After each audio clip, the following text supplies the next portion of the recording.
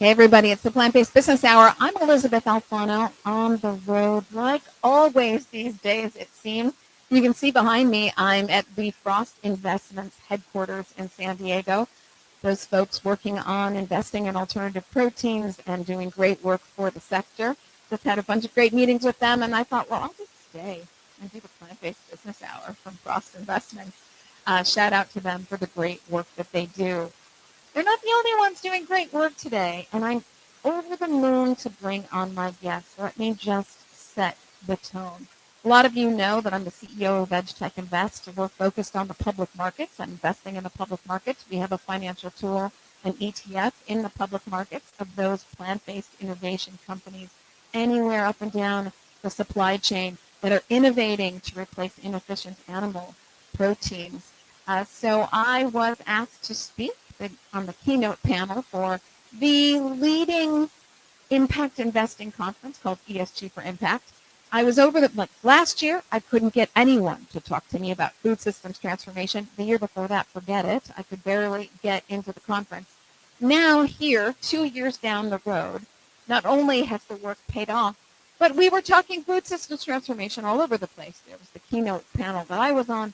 There was a biodiversity panel, obviously food systems transformation and biodiversity linked. We'll talk about it in today's show. And then there was another breakout session on regenerative ag and alternative proteins. We're working my way into that conversation, as well as I worked my way into the conversation that was to be had on biodiversity with today's guest that I bring on without further ado. I want to bring on the founder of Mighty Earth, Glenn Hurowitz. I'm pronouncing your name correctly. Yes. Well done. Glenn, I am over the moon to talk about Mighty Earth and all of the powerful things that you do. I did see you speak at ESG for Impact, and I was like, oh my God, this man is so dialed in. Of course, I knew that from your LinkedIn profile already. Now, just let's level set. For those who may not know, what is Wild Earth and what Mighty Earth, and the work that you do? Well, thank you, Elizabeth, for that very kind introduction. Mighty Earth is a global advocacy organization working to protect nature and climate.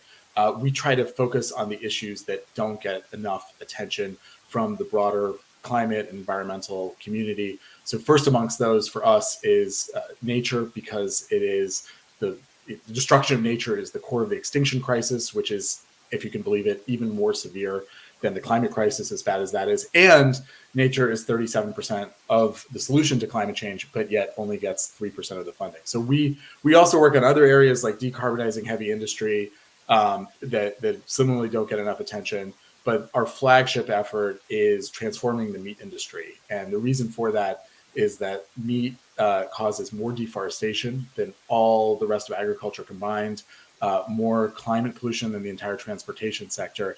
And we believe has the potential, if we can change the way that protein is produced, to really free up hundreds of millions of acres of land that can then, you can restore ecosystems, restore habitat for wildlife, and suck gigatons of carbon out of the atmosphere. Yeah, not so fast, my friend. Okay. That was wonderful, but let's roll it back, because basically every word you've said is so critically important to understanding how our food system is currently demolishing our planet, and how our food system is the solution to a healthy planet. So let's take a step back first. Let's talk about deforestation. According to the United Nations Environmental Program, the leading cause of deforestation and therefore biodiversity loss is our food system. And that food system, as we all know, is predicated on animal protein. Let's go over, I can share or you can share, why would our food system focused on animals be the driving force of deforestation, for those who might not know? Yeah, I mean, the reality is that meat, and especially beef, but really all forms of animal protein, require so much feed or so much land to raise them. It's such an inefficient way to get calories. A meat-based diet requires about 16 times the amount of land as a plant-based diet. So we see in our work on the front lines in South America, in Africa, in Southeast Asia, what this looks like. And what you see are gigantic plantations or ranches that you hear about industrial agriculture here in the United States. What we see on the ground in Latin America from the big meat companies is of an order of magnitude that's sort of incomprehensible, even if you've been to Iowa or Nebraska and seen, large 2,000 acre ranches. What we see there are 50,000 acres, 100,000 acres out to the horizon, cleared of all native vegetation, all the wildlife, often have indigenous people displaced from that land, largely for the purpose of creating ranch land to raise cattle or animal feed plantations like soy and corn. So to us, it's so frustrating because it's ugly. We see, you see these massive fires. I will say that stopping deforestation should be the low-hanging fruit of changing the meat industry. There are 1.6 billion acres of previously deforested land where you could expand agriculture without threatening native ecosystems. So that's like the number one thing that we're asking these companies to do, is just do what's easy, channel your development onto the degraded land. I will share some good news on that front. We have seen success, and I think that all of these problems have solutions, right? And they are all economically viable. One of the things I'm proudest of that we did at Mighty Earth was really lead the charge to break the link between deforestation and agriculture in Southeast Asia for palm oil, which was the leading driver of deforestation there, and rubber, and our allies did work there, and also on pulp and paper. And we've seen through campaigns and advocacy, working with shareholders, engaging with CEOs, the major companies in that industry adopted policies that led to a 90% decline in deforestation for industrial agriculture. It wasn't so long ago that they were bulldozing Indonesia and Malaysia to create room for these giant plantations. That has mostly stopped. We're still working on some isolated examples of it. But the tragedy is, and I think this speaks to a lot of where the meat industry is right now, even on this lowest hanging fruit, they have resisted that change. You have big businesses like JBS, and Cargill, and Bunge that are continuing to drive deforestation because of their desire for land in part, but also the fact that their inertia, the cultural inertia, the lack of desire to consider different ways of doing things, even where they're economically profitable and even where there's many large scale examples of success, I think speaks to where the meat industry is right now. Yeah, it's really frustrating because they're protected in many cases by government. Would you agree? Is that the accurate understanding? Yeah, I mean, I think the meat industry, more than other industries that we tackle, has a stranglehold over policymaking process here in Washington and frankly in many capitals around the world. I mean, even in Europe, which tends to be more progressive on these issues, you see enormous influence from the meat industry lobbying against, allowing alternative protein products to say we're a plant-based hamburger or something, something very simple like that everybody understands it's not actually meat. And I think there's still part of that reason is I think there's a myth that grips politics that the meat industry somehow represents farmers. And they, these are the ones doing the lobbying are typically the large companies that we see as really driving most of the problem. There, to be sure, there are, some ranchers, for instance, who slaughter wolves and cougars and other wildlife that they believe threatens their livestock and engage in things like lobbying against the Endangered Species Act. But the reality is that, when you look at industrial meat, it is dominated by big companies. We've done a lot of grassroots organizing in the Midwest, in the Gulf of Mexico, and the Chesapeake Bay, right in the meat industry heartland. And we've been tackling issues like water pollution. What was really fascinating to me and exciting, actually, was that we had many farmers come out of the woodwork to support our campaigns to change the meat industry. And what the reason for that, and many of them were very politically conservative, the reason for that was they felt trapped in this system that subsidizes the meat industry, subsidizes unsustainable ways of producing animal feed at this vast scale that pours pollution into the Mississippi and other waterways.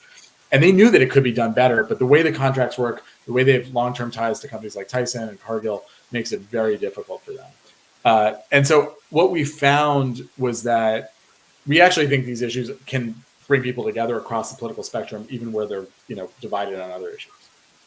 Yeah, and I would agree that this is possible in many ways. National security issues of, the USDA Yeah. just put out that in the United States, wealthiest country and one of the wealthiest countries in the world, food insecurity just went up 25% 2022 over 2021 from about 10.2 million to about 12.8 million people in the United States.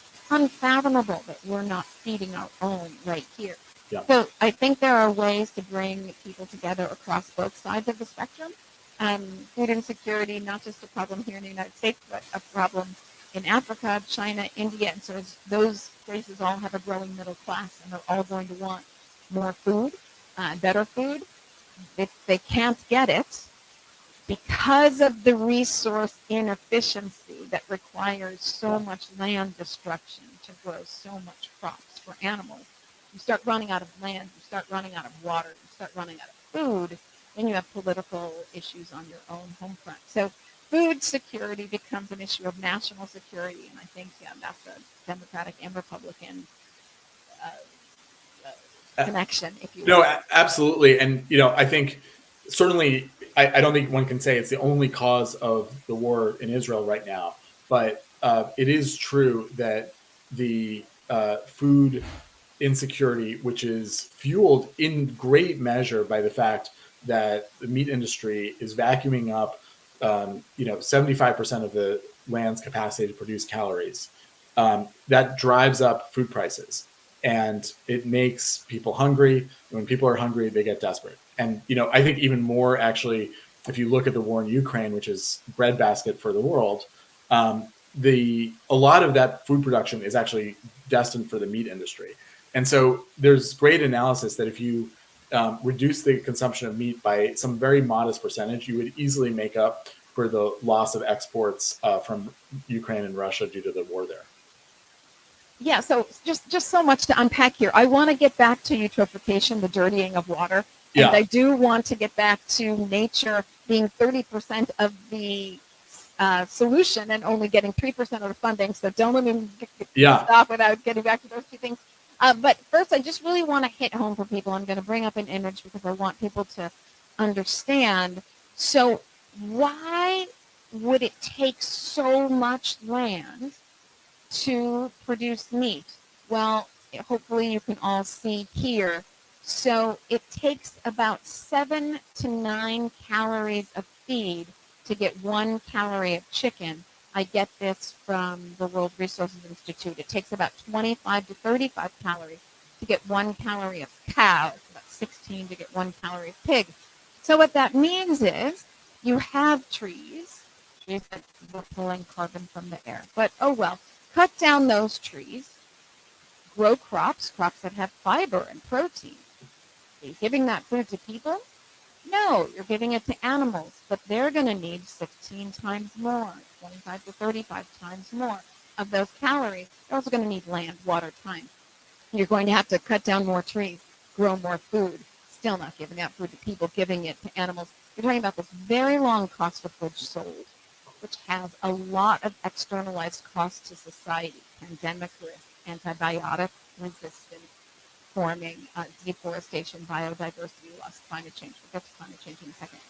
So you have this very expensive, because it takes your land, water, and causes all these problems, long cost of goods sold, and you're using up all of your resources. So the result in that respect then brings us to this other chart, which you can see. I'm sorry, everybody, pull out your glasses. Focus on the little thing here. It's from Our World in Data. 77% of our agricultural land only gives us 18% of our calories. Basically, we use up 80% of our land to get 20% back. Now, as we have to feed more people, as the population grows, going from 8 billion to 10 billion, but you're not getting more land. You're already using 80% of your agricultural land. But Africa wants protein, India wants meat, China wants meat. The math doesn't work. So you're going to have to find a better, you're going to have to find a better way to feed people. And this is why we're talking about alternative proteins, which we'll talk about here in just a second. Before we get to alternative proteins being the solution, tell me about nature as the solution, and I'm not surprised, only getting 3% of the funding. Yeah, I mean, I think, first of all, the biggest opportunity to stop emissions in the short run is stopping deforestation. So when you tear down a rainforest, typically to make room for cattle ranching or soy animal feed, that releases all the carbon that's stored in the trees and the ecosystem. It's also true for savannas and mangroves that are torn down for shrimp farms, for instance. So that's like the most acute and urgent priority. But second, the forests in particular, when they're standing, they have mature forests have the capacity to absorb enormous amounts of carbon, sequester it into the soil. There's also a great study came out recently showing that you can reach 95% of our climate goals purely by restoring wildlife to their historic populations. One of the things that motivates me to do this work is the fact that our world is totally out of balance. 96% of mammal biomass is humans, livestock, and pets, and just 4% are wild mammals. So, think about that for a moment, that we've, essentially this one species, humans, have so dominated the ecosystem that 96% of it exists to serve us, and we've just left 4% for our fellow mammals. And it's not quite as acute in birds, but it's similar in balance. And so the wildlife have these amazing impacts. Great whales, for instance, not only sequester a lot of carbon in their bodies, but they cause these trophic effects where when they go through the water column and when they poop, it actually causes a lot of carbon to be absorbed on the seafloor.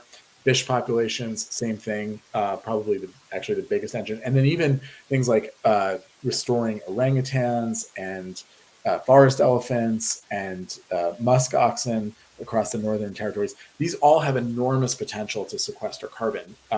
And of course, forests and other plant-based ecosystems, are the ultimate source. So we have this tremendous untapped potential. And the reason it's untapped is because we keep expanding our footprint so we can produce, I wouldn't say more food, but mostly more meat. And it's kind of a big waste. And I think this is the tragedy for me. As I said, like the meat industry itself, you could still produce meat and have a way lower footprint by stopping deforestation, stopping excessive methane pollution.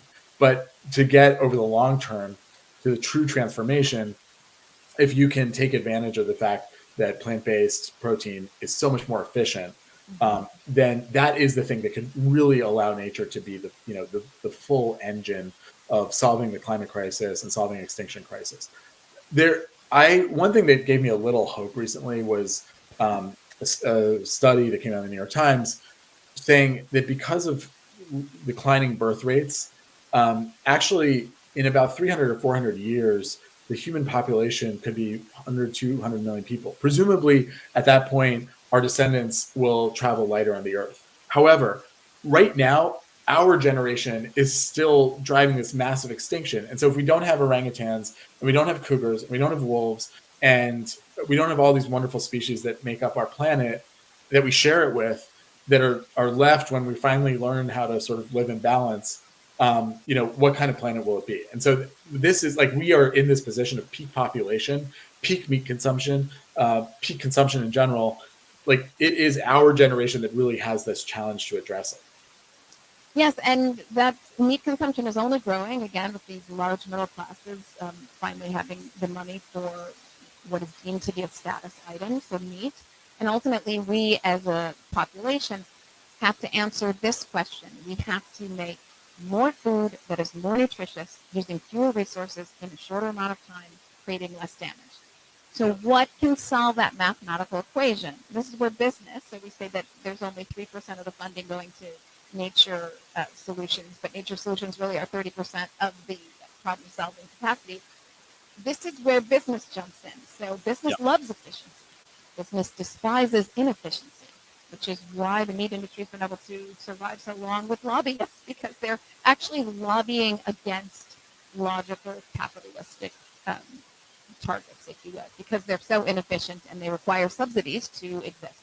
So if you can make more food using fewer resources and then expending fewer dollars to clean up dirtying water and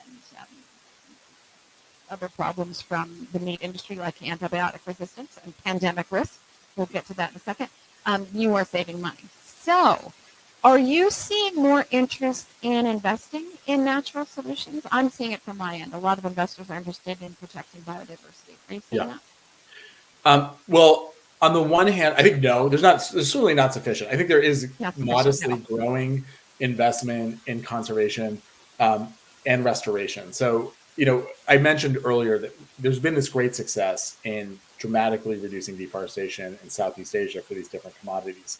But where we have not had a breakthrough is getting the large palm oil and rubber and paper companies to actually proactively invest in restoring and healing the damage of 30,000 square miles of deforestation that they've wrought after the last decades. There are initiatives like LEAF, where you have big companies like Goldman Sachs, Amazon, and others investing in actual on-the-ground conservation and restoration. That's good, but the scale is still modest.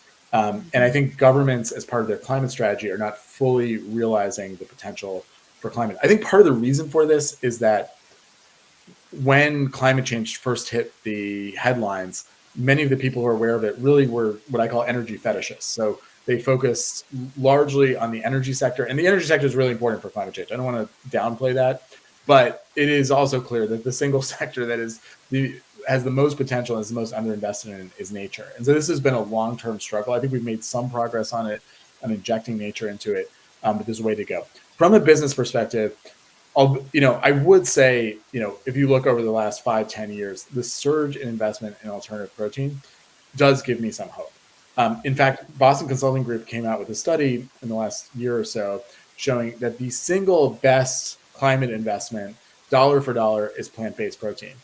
When I saw this, I felt a little enthusiastic, because this chart shows, like, the second are cement, iron, and steel, which we also work on, but nature and plant-based protein are the flagship effort. So, from Mighty Earth's perspective, I thought we were putting our money into the right areas. But I think from an investment perspective, this is where decarbonization potential aligns with the potential to grow businesses and make profit.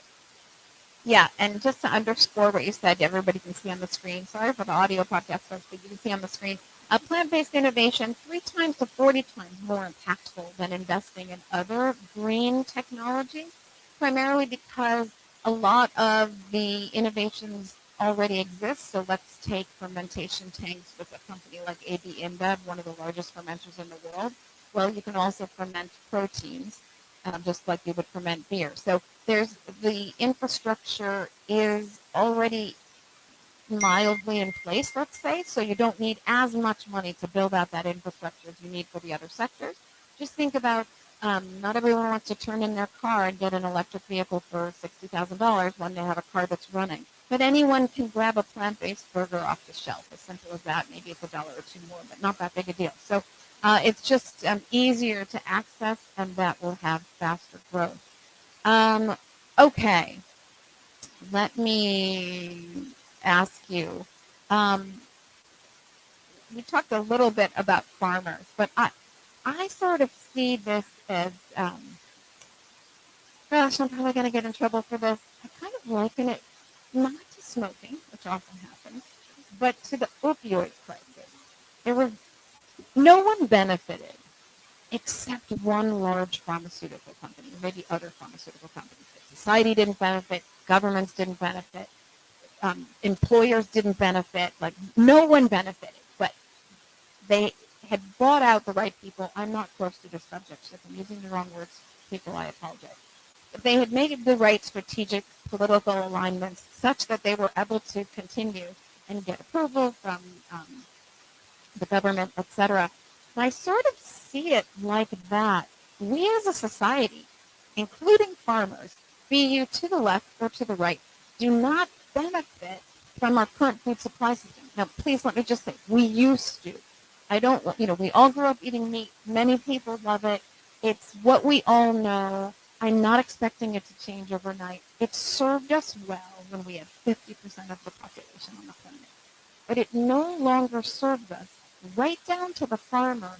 How long do you think it will take for people to see this? Sorry, how long do I think it takes to get to the for the general public to come around to this. There's a very defensive mechanism with the general public. Don't take my burger. Yeah. A burger is causing a lot of problems Right. for you, but really for your children. Right. Well, so I think the reality, look, our society, our economy is historically terrible at including externalities like the environment, which is crazy that we consider an externality, in the cost of the products that we consume. So it's not a new phenomenon, and it's not exclusive to plant-based proteins or to nature or really to the environment. There's a lot of other externalities as well that are not normally included. This is where government should come in, and this is where consumer power and campaigns can also come in. So at some level, what we try to do is bring that externality cost, or at least the prospect of that externality cost, in. And we do that through campaigns, through legal cases, through working with investors. So for instance, JBS, world's largest meat company, they on their own produce more methane than France, Germany, UK, and Belgium combined from the meat production. And they have not done enough to invest in alternative proteins. They have some investments, which I strongly support. They're building a big cultured protein facility in Spain. But this is still, less than 1% of their operations. They're still driving massive deforestation. So what we've done, they're trying to go public on the New York Stock Exchange. We call this the IPO that's probably the single biggest risk for the climate in history. We've filed papers with the SEC to ask them to stop the IPO until JBS reports more honestly on its climate impact and takes action to address it. And we think that because of JBS's long record of corruption and fraudulent reporting of its climate performance, that they won't be able, they shouldn't be able to get SEC approval. If we can stop this, I hope that causes JBS to look and say, our performance on the environment is costing us the opportunity to list on U.S. capital markets. That's costing us probably tens of billions of dollars. And so I think even without passing a huge bill in Congress that would be a big political football, which we should try to do also, you can bring that externality cost in through very strategic campaigning. And that's what Mighty Earth is all about. Second, I do think that from a big picture economic perspective, when it comes to alternative protein, we have to get this alternative protein industry to the scale where it can compete on price and texture and flavor with industrial meat. There are some excellent products that I think do that in their particular niche right now, but it's not the norm. And so for that reason, what we're trying to do is we're trying to persuade big supermarkets like Ahold Delhaize, which owns Stop and Shop and Food Lion and Giant here in the United States, and others to say by 2030 we're going to sell 10% plant-based protein. We think if we can get there, and this is what I hear from the industry, is you can get to the kind of scale that will allow that competition on taste. So to me, that's the vision. Then they can grow from there. So I do think that you need a push to do that. You need both government incentives and you need political lobbying and organizing to achieve that. And then you also need these companies to face pressure from their consumers to actually do something about this problem. Like certainly stop deforestation, stop belching so much methane into the atmosphere, but also start to invest in a real way, not just a greenwashing way, not just a way to sort of, reach a niche population, but something that will truly build scale in this industry. Mm-hmm. Just to kind of follow up a little bit behind you. So according to the United Nations Environmental Program, a whopping 32% of the world's global methane emissions comes from animal factories, primarily cows, but comes from animals. Please. Yeah, I was just gonna say that is more than fossil fuels. Like we fossil fuel. We should get away from fossil fuels totally, and we work on that too. But the biggest thing that we can do on methane is actually shift to alternative proteins.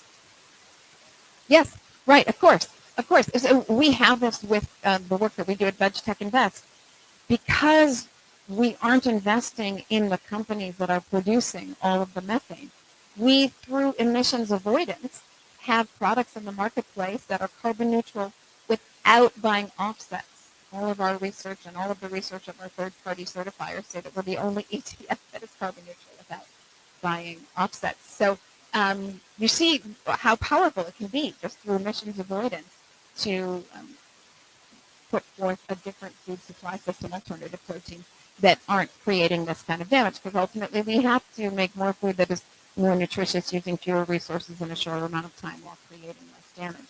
So, picking up on what you're saying, just a quick shout out to FAIR, Farm Animal Investment Risk and Return. They also do a lot of the work that you're talking about, trying to bring on investors and private companies, be they privately held or publicly traded, just like we do at VegTech Invest. All three of us are kind of working on shifting to get to that point, more investment that will get us to build the infrastructure that will get us to 10% of the need for protein consumption to be alternative protein. That comes from bringing down the price. That comes from having more capital inflowing into the system. How do you see that happening? Well, I mean, one of our goals is to get investors to do more. Now, I think right now is a, let's say, mixed investment climate for alternative protein companies. Bad markets out there. But when I talk to leaders of those companies, I think it's incredibly frustrating because the ingredients are there for growth. I think, especially, if you look internationally, you see growing demand. And so investors are slow to do it. I find it paradoxical given the climate potential and the increasing premium put on delivering climate solutions from policymakers. There's always understandable caution about a relatively new sector. But for us, this is one of the reasons that we see it so important for mainstream companies that sell a lot of meat, Tesco, Walmart, others, to invest and set goals for selling alternative proteins. We've seen some companies like Lidl and Aldi already set some initial targets and also commit to price parity on their shelves so that they're selling alternative protein for the same cost as regular meat, so that they can hit goals for like 40%, 50% alternative protein by 2030. So there's some supermarket chains, especially those based in Europe, that are already doing that. I hope that if we can get more retailers, fast food companies to send the signal that they are setting goals, that they're going to invest in alternative protein, that will create it will send a signal to investors that this is a growing sector. I think that it seems inevitable to me that this is going to grow, both because of the pressure on food prices and the fact that you more and more can have plant-based alternative proteins that deliver that kind of texture and experience that people expect from meat. I was just in London with our UK team. We had dinner at this restaurant called Studio Gautier, which is entirely plant-based. They served beef bourguignon, and it was sinewy. You could see the flesh as it was tearing apart. I mean, I think for people who've maybe been vegan all their life, not appealing, but even though I ate meat 20 years ago, I liked it.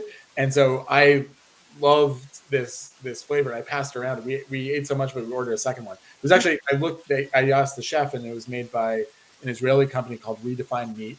And it was just remarkable to me that you could have such a realistic product from plant-based meat. It was actually 3D printed. So it was a fascinating technological innovation.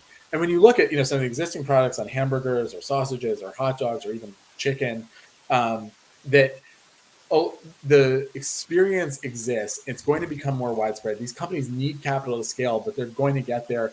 I do think that when I can't imagine any industry that's going to grow more than this one, frankly. I want that to be heard loud and clear to all the investors out there. You can't imagine a sector that's going to grow any more than this one. And I would add to that, in a shorter amount of time. Yeah. I think when the change happens, it's going to be like falling dominoes, and it's going to happen really quickly. I would like to know, I asked you, how are we going to get there? I think I'm going to ask you the reverse question is, what's keeping us from getting there? I'll give my own 2 cents in a second. In addition to having this pressure put on climate solutions, Yeah. you have the state of California, which has now demanded that companies privately held or publicly traded $1 billion or more have to disclose scopes 1, 2, and 3. This is where all the emissions are on scope 3. Animal factories doing quite clearly in scope 3. So I don't even know how JBS would fare on the public markets were they to Right. provide honest information. because the SEC is going to quickly come around to, we hope, demanding scopes 1, 2, and 3. Maybe not 3 right away, but we're really hoping for scopes 1, 2, and 3. Anyway, California, the fifth largest economy in the world, has already done that. So with this pressure and more transparency in how businesses do business, so the consumer now much more aware that JBS dumps into the Illinois River, or these kinds of things, which it did about 5 years ago in terms of a lawsuit where I believe it lost. These kinds of damaging to our public society, the consumer knows more and more about this. So there's all this pressure. I kind of would have, a bad market aside, so tricky economic times aside, inflation aside, I kind of thought we would have been further along. So not just what's going to get us there, but what is it that's holding us back? Is it as simple as still not at scale, or do you think it's government protection? So there's certainly government protection. I mean, we should be aware of the fact that alternative protein companies are competing on a very stilted playing field, right? Like the meat industry has benefited from generations of subsidies. Those are ongoing. The fines that companies like Cargill and JBS pay when they pour pollution into the water, and when they have, they're either zero or very limited, and do not reflect the cost of the meat industry on the land, on the water. And so, yeah, it's not a level playing field. Having said that, I don't think that means it's doomed, because you look at what happened in the clean energy sector. The fossil fuel industry also benefited from generations of tax breaks and subsidies. And yet, with concrete investment from smart people, it's like this clean energy, solar, wind, geothermal, is a more efficient and cleaner way to produce energy. And now, for the most part, it's cheaper than fossil fuels. Right. So, all proteins are probably 20 years behind renewable energy, but we're on a path, we're starting, and I think we can get there. In terms of what's holding it back, I think there's a lack of imagination about that. I think the energy fetish that I described earlier is holding it back. I talk to a lot of big investors. They say, we're one of the earliest funds to tackle decarbonization. We started in 2020. And, and so we're investing in clean energy and decarbonization, and that's great. Like, we strongly encourage that. But I do think a lot of investors are missing the massive opportunity in nature in general, food systems in particular, and most specifically in alternative proteins. Mark my words, this is an industry that is going to boom. The products are amazing. They are getting better every day. And the only challenge is actually bringing it to scale. And so that's where investors need to come in, because I know companies that they have great partnership. They have great sales. They want to take a factory and grow it 15x, and they need not that much money to do it, but it's a challenging investment climate. And there's investors, don't see, they seem to be having a hard time taking a leap of faith here. And I don't even know why it's a leap of faith, but they view it that way. And I think it's because of, skepticism maybe about people's willingness to change their food habits. I do think that's realistic, but I think the challenge that the plant-based industry needs to tackle is ultimately it shouldn't be about persuading people to change, but rather tempting them to do so through excellent products and affordability. Yes, and I do think once you make things affordable, the rest of the arguments against it kind of go out the window. People just like cheap food, and they tend to go for cheap food, and the rest becomes second nature. I also want to say that, 30 years ago, sushi was considered slimy, risky, odd. I don't know one woman who's not having sushi 3 times a week to keep her weight down or something like this. So, you think how quickly things can be adopted. Right. And so I don't think it's really that much of a stretch. I also think consumers like choice. I can see where the consumer's plate is not a black and white scenario. So sometimes you have cheap meat. Let's face it, folks, that comes from an animal factory with lots of drugs and the rest of it, and feces, the rest of it. Grass-fed, cultivated meat, and plant-based meat, and just a straight old salad or some lentils or something. I do see where you could have a much more rich and diverse plate, and it's not all or nothing. So I think those things can come around quite easily. I feel it's a little bit, again, when it happens, it's going to happen really quickly, a little bit of a lemming situation. Fossil fuels has just gotten so much play about clean energy being the solution. A lot of people still don't know. So I think it's a bit of an education. And once they do know, it's going to take less money to get there faster to that 10%. I threw up a slide not too long ago showing kind of an S-curve potential. If you can get to 10%, which is in and around here, then the rest kind of becomes an inevitability. This research coming from Synthesis Capital based on the Rethink X think tank research.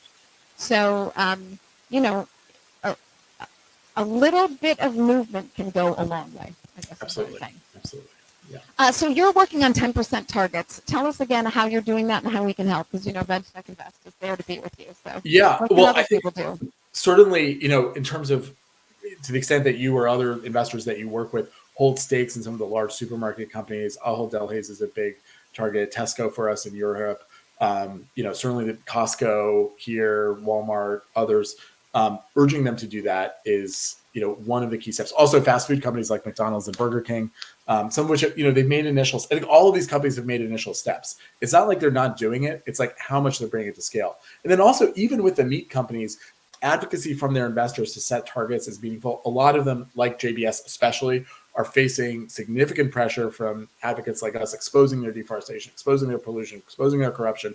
And if investors saying this is a solution that we will support and celebrate if you really adopt it at scale, I think that is persuasive and can make a difference. And then ultimately, I just want to say all of that adds up to a better policymaking environment. Because once you hit a critical mass, once you have the lobbying dollars behind you, and once you have a movement of people who really are benefiting from alternative protein, either through employment or just through they love eating it and don't want to go back to eating animals, then you have a greater political force that can really change the game. And renewable energy, to a great extent, has just experienced that in the United States with the passage of the Inflation Reduction Act, but really preceded by 20 years of movements at the state level passing renewable portfolio standards and other clean energy supported policies. So we need to get there. And I think we're, at the early stages still. It's important to remember that. But to me, that means this is a massive business opportunity. Huge business opportunity. Shout out here to the Good Food Institute that does a lot of policy work. And shout out to the Biden administration, which recently put in its biomanufacturing and synthetic biology document that alternative proteins, fermented proteins, cultivated meat, plant-based foods, all options deserving of more R&D. We need a lot more R&D, really, to get people the great tasting foods that they want. Yeah, and absolutely. No, I was sorry to interrupt. I was just saying, you said something earlier. What are the obstacles? I think Good Food Institute, we mentioned, they've done a great deal of work to articulate, yes, we need more demand. We need more investment. We also need to build a human capital of trained technicians, scientists, and others, and get the government investment in R&D to enable this industry to scale once that investment comes. And so I think that is you're absolutely right to identify that. Yeah, and to me, it's so funny because there's so many sticks, if you will, litany of stats. According to the United Nations Environmental Program, 30% of the world's global methane emissions coming from animal factories, 41% of the world's tropical deforestation coming from animal factories. The top 3 reasons for the next pandemic all relating to eating meat, according to the United Nations, with the top 2 being related to the intensification of animal factories. 72% of our agricultural land gives us only 18% of our calories due to the inefficient calorie consumption of animals to actually convert to proteins. So much against us here, increasing antibiotic resistance, increasing healthcare costs with lifestyle diseases driven by eating meat, diabetes, heart disease, colorectal cancer. And even labor, they're not disputes, labor atrocities.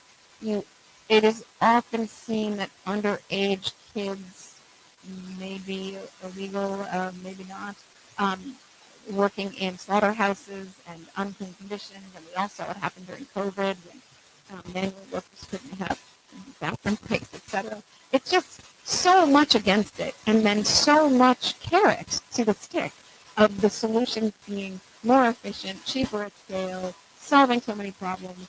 I do think that quickly here we'll turn a corner. I would add to your short list of obstacles is maybe it is the economy too. So I just want to see, once the economy turns around, let's take this out for a spin and, we'll see where we go. Okay, so as we wrap up here, I used to do this show at the beginning and say, okay, what do you predict for the next 10 years? But things have changed so quickly. I'm going to change that. So what do you predict is going to happen for this particular sector in the next 3 years? In the next 3 years, great question. Well, I do hope that we are successful in getting, let's say, 3 to 5 more major supermarket chains or fast food companies to commit to that 10% target at least by 2030, so that we can really send a signal to investors and meat companies that they need to do more of this at scale. So I think that's key. I also hope that we do see more private sector and public sector investment in nature conservation and restoration, which is a complementary approach to shifting to alternative proteins. That would make me happy. Those two things alone would make me happy. I think to get there, we do need this sort of issue of prominence of the meat industry's impact to get a higher profile, so that there's just that urgency to drive investment in what's clean. So we're trying to deliver that with this perfect storm approach of legal work, campaigns, engagement with investors, meetings with CEOs. There's a lot of other groups doing good work on the political side, on lobbying and policy. And so hopefully that creates the dynamic that is needed to really deliver what is ultimately the most important transformation for the planet possible. And what are your thoughts about the meat industry coming hard and heavy with attacks on the sector? Well, in a sense, I mean, I always say this because sometimes we get attacked often when we're on the cusp of success. So I think that it's a sign that this industry, they feel threatened by it. But it's weird because most of the meat industry companies are both investing in alternative protein and then also funding groups that attack it. So I do think there needs to be some critique of that when like Cargill and JBS are funding lobbies that criticize alternative protein at the same time they're trying to cloak themselves in the green mantle of alternative proteins. That's got to, I think there's potential to change that. But I do think ultimately it's actually a sign of success. It can also be a threat, and we need to, make sure that we're talking about this in a way that's appealing to people, and ultimately not just talking about it, but actually offering people delicious, affordable protein. Yeah, I sort of see that there are so many who agree, the consumer, a lot of businesses, governments, advocates, doctors, that I hope to drown out the big dollars being spent by the meat lobby, but it is not certain. Let me ask you, do you think JBS will end up going public? So they are publicly traded in Brazil. I'm optimistic, and part of the reason is this legal reason that they have such extraordinary corruption. That's our really number one rationale that we're asking this SEC not to go ahead. But they've also lied about their climate goals in the sustainability linked bonds that they issued. So we've got multiple rationales for why we think the SEC should stop it. It just would be extraordinary to me for the SEC to give a green light for a listing in the United States of a company that was fined $256 million by the SEC and the Department of Justice in 2020, and that the way this is structured is to concentrate ownership among the family that owns JBS that was responsible for that. So it would be really wild for that to go ahead, but we'll see. We shall see. Go Mighty Earth, go. Go Mighty Earth, go. Okay. Thank you. Some personal questions. What do you wish you knew 10 years ago that you know now? That's a great question.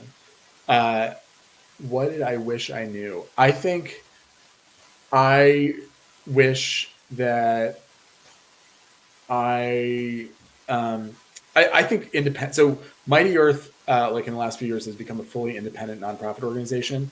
That independence has really allowed us to chart a really exciting path to growth. And we had a lot of great partnerships with different organizations, but you're also subject to the vagaries of shifting management and leadership. And I think once we became fully independent, we just were able to achieve our full potential and blossom. And that's still going on. And so I think knowing how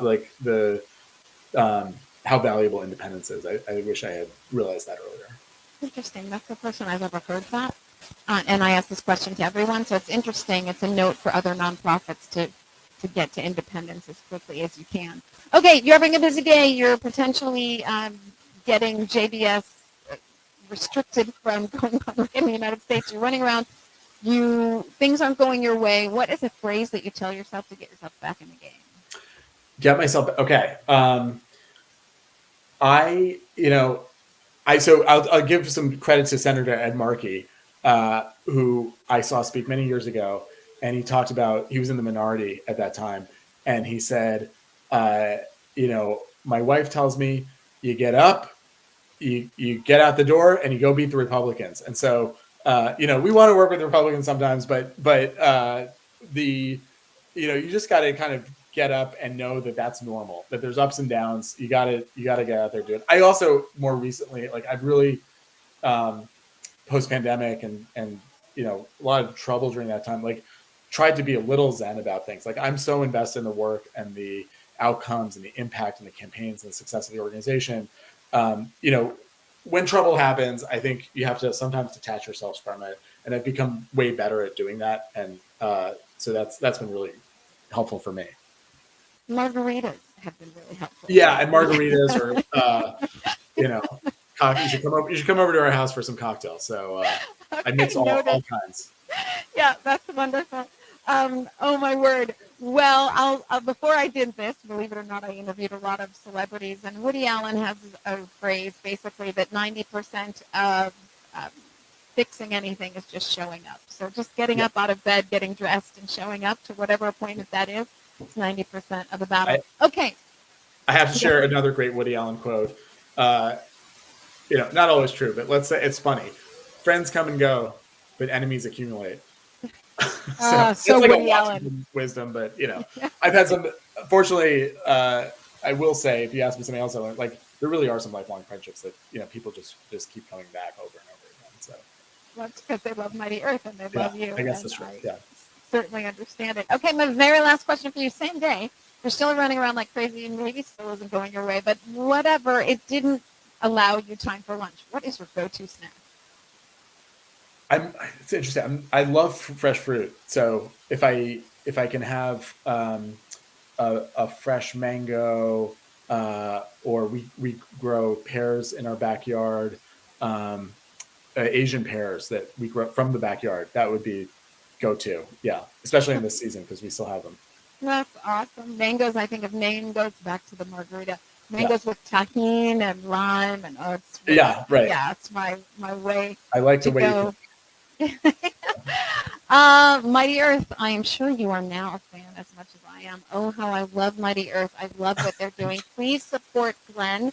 Go to the Mighty Earth and Glenn Hurowitz's LinkedIn page. Go to both, the personal and the non-for-profit. Go to, you can see it scrolling across the bottom of your screen, mightyearth.org. For those of you on podcast, mightyearth.org. See how you can get involved. Anybody can get involved in shareholder engagement, backing their target of 10% alternative proteins by 2030, getting larger retailers on board, as well as food manufacturers to make sure that 10% of what they're producing is alternative proteins. Doesn't take that much to shift. Meat and dairy run on tiny margins, tiny business margins. Shifting 10% is going to do more than just take away 10% of their business. It's going to force them to shift their business model. So this is what we talk about. The dominoes can fall really quickly. So 10% target by 2030. It's critical. It's some of the same targets that Synthesis Capital, Rethink X, the Boston Consulting Group, Bloomberg Intelligence. We can get to a number like that by 2030, 2032. You're really looking at the tipping of the system. That means change in our lifetimes. That has to be very motivating for everybody on this show. So get to mightyearth.org. Support in any way you can. Glenn, don't go anywhere. Everybody else, Facebook, LinkedIn, YouTube, and Twitter. Thank you for being with me today. I just love this interview. Thank Bye, you. everybody. You're doing brilliant work, Elizabeth. Keep it up. Thank you.